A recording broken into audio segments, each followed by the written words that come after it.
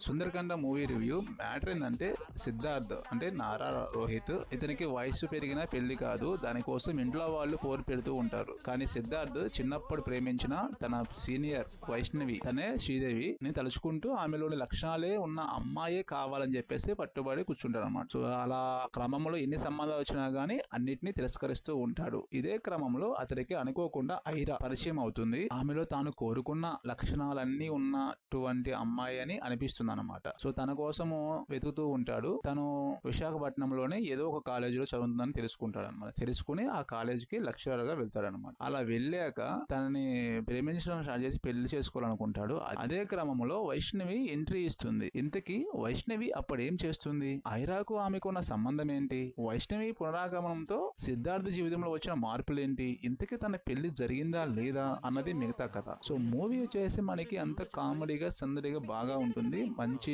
Entertainment అనుకోవచ్చు. So మీరు కానీ ఫస్ట్ టైం మన ఛానల్ చూస్తున్నట్టయితే ప్లీజ్ ఒక లైక్ అండ్ సబ్స్క్రైబ్.